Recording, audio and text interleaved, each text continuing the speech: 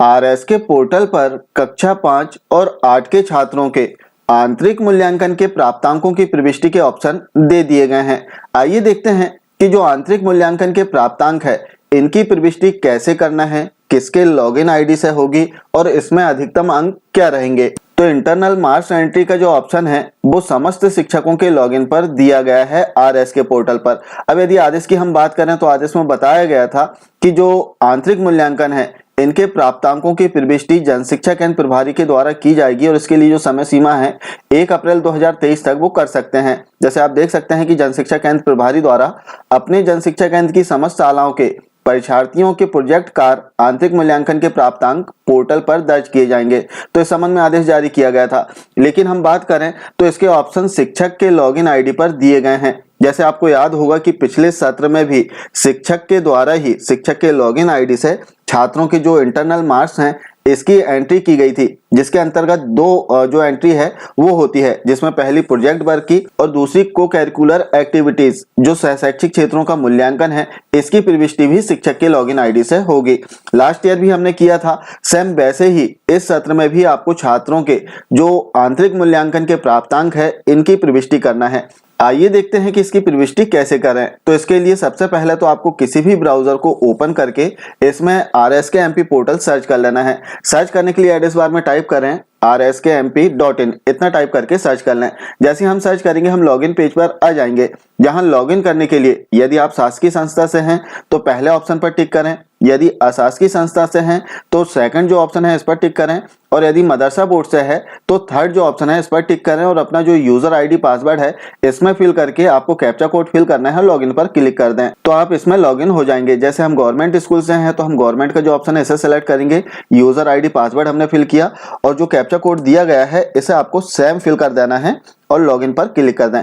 जैसे आप लॉगिन पर क्लिक करेंगे एक नया पेज आपके सामने आ जाएगा, जहां से आप कक्षा 5 और 8 के छात्रों के जो आंतरिक मूल्यांकन है इसकी प्रविष्टि कर सकते हैं। इसके लिए 5th एंड 8th एग्जाम 2022-23 पर आपको क्लिक करना है और आप देखेंगे कि इंटरनल मार्क्स एंट्री का एक ऑप्शन दिया गया है, जिसके अंतर्गत दो जो एंट्री है वो आपको करना होगा। पहली जो है प्रोजेक्ट वर्क की। अब प्रोजेक्ट वर्क में यदि हम बात करें तो इस ऑप्शन पर जैसे ही हम क्लिक करेंगे तो यहां से हमें कक्षा चुनना होगा कि किस कक्षा के छात्रों की हमें आंतरिक मूल्यांकन जो प्रोजेक्ट वर्क है इसकी एंट्री करना है। तो जैसे एक कक्षा हमने सेलेक्ट किया और इसके उपरांत 100 पर क्लिक कर देंगे। जैसे ही हमने 100 पर क्लिक किया तो हमारी शाला में जितने छात्र हैं संबंधित कक्षा में उन सभी के नाम आ जाएंगे, जिनकी एक एक करके प्राप्तांकों की प्रविष्टि हमें करना होगा। जिसमें सबसे पहले प्रवेश पंजी क्रमांक, यहाँ पर स्कॉलर नंबर आपको फिल करना है और इसके बाद में छात्रों के जो प्रोजेक्ट में प्राप्तांक हैं वो दर्ज करना होगा। अब यहाँ पर थोड़ा सा कंफ्यूजन है, शिक्षकों को काफी सारे प्रश्न आ रहे थे कि सर जो प्रोजेक्ट है वो कितने अंकों का है, क्योंकि इसमें 2 आदेश जारी किए गए हैं RSK के द्वारा। तो शिक्षक यहाँ पर स्पष्ट कर लें कि 2 आदेश जारी हुए हैं प्रोजेक्ट के लिए, एक स्थानीय कक्षा के लिए और दूसरा कक्षा 5 और 8 के लिए। अब कक्षा 5 और 8 के लिए जो प्रोजेक्ट के आदेश जारी हुए हैं इसमें स्पष्ट रूप से बताया गया कि इनका जो प्रोजेक्ट है 20 अंक का रहेगा, जिसमें एक प्रोजेक्ट 10 अंक का होगा। तो यहाँ पर आपको 20 अंकों में से छात्र के जो प्राप्तांक हैं वो दर्ज करना है। अब यदि 20 से अधिक आप प्राप्तांक दर्ज करते हैं तो वो इसमें एक्सेप्ट नहीं करेगा। जैसे हमने 30 अंक इसमें प्रविष्ट किया और बाहर क्लिक करेंगे तो आप देख सकते हैं यहाँ पर एरर मैसेज आ जाएगा कि मार्क मस्ट बी 0 to 20, अर्थात जो अंक है वो आप 0 से 20 के बीच में ही फिल कर सकते हैं, 20 तक फिल कर सकते हैं। तो यहाँ पर जो 20 से अधिक मार्क हैं वो लेंगे नहीं। तो जैसे हमने 20 किया तो वो यहाँ पर एक्सेप्ट कर लिया है। तो जो बोर्ड कक्षा है कक्षा 5 और 8 इसमें 20 अंक का प्रोजेक्ट रहेगा, 20% जो अधिभार है वो अर्धवार्षिक परीक्षा का होगा। अब प्रश्न आ सकता है कि सर हमने तो 50 अंक अर्धवार्षिक परीक्षा में फिल किए हैं, तो आपने जो 50 अंक फिल किया है अर्धवार्षिक परीक्षा में उसका 20% अधिभार इसमें ऑटो कैलकुलेट होकर ऐड हो जाएगा और इसके पश्चात जो 60% अधिभार है वो वार्षिक परीक्षा जो लिखित परीक्षा होगी उसका अधिभार 60% रहेगा। तो इस प्रकार से 100% अधिभार इसमें वार्षिक परीक्षा के लिए आ जाएगा। 20% प्रोजेक्ट के लिए, 20% अर्धवार्षिक परीक्षा के लिए और 60% वार्षिक परीक्षा लिखित परीक्षा के लिए होगा। अब हमने जो प्रोजेक्ट अंक है इसकी प्रविष्टि कर दिया सभी छात्रों की सभी विषयों की। इसके उपरांत हमें स्क्रीन को नीचे स्क्रॉल करना है और वेरीफाई एंड सबमिट पर क्लिक कर दें।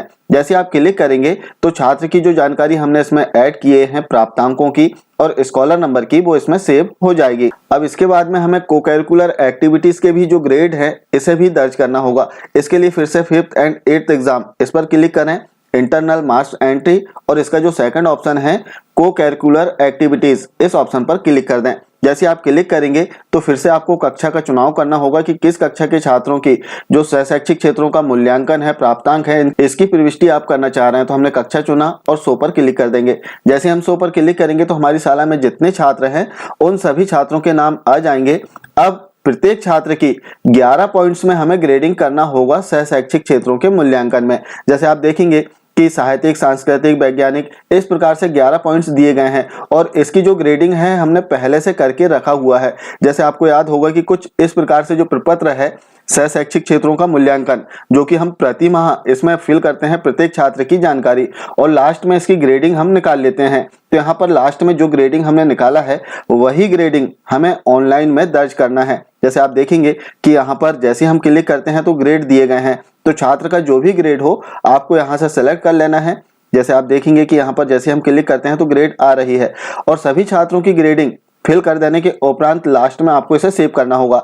साथ ही इसमें बता दें, चूंकि काम बड़ा है तो यदि आपने कम छात्रों की ग्रेडिंग इसमें ऐड किया है तो इसे आप सेव भी कर सकते हैं। जैसे हम स्क्रीन को नीचे स्क्रॉल करेंगे और यहाँ पर सेव का ऑप्शन दिया गया है पहला। जैसे आप क्लिक करेंगे तो जो डिटेल आपने जितने छात्रों की फिल किया है उतने छात्रों की डिटेल इसमें सेव हो जाएगी, जिसे आपको ओके कर देना है। और इस प्रकार से सभी छात्रों की डिटेल जब आप कर लेंगे, इसके उपरांत आपको एक बार अच्छे से चेक कर लेना है और वेरीफाई एंड सबमिट इस ऑप्शन पर क्लिक करना है। जैसे ही आप इस पर क्लिक करेंगे तो आपके शाला के जितने छात्र हैं उनकी ग्रेडिंग इसमें दर्ज हो जाएगी। तो इस प्रकार से आरएस के पोर्टल पर हमें कक्षा 5 और 8 के छात्रों के आंतरिक मूल्यांकन के प्राप्तांकों की प्रविष्टि करना होगा, जिसमें प्रोजेक्ट और शैक्षिक क्षेत्रों का मूल्यांकन दोनों की हमें अलग अलग प्रविष्टि करना है। ये थी छात्रों के आंतरिक मूल्यांकन के प्रविष्टि के संबंध में एक महत्वपूर्ण जानकारी। आशा है जानकारी अच्छी लगी होगी। मिलते हैं कुछ इसी प्रकार की जानकारियों के साथ में नेक्स्ट वीडियो में। तब तक के लिए जय हिंद।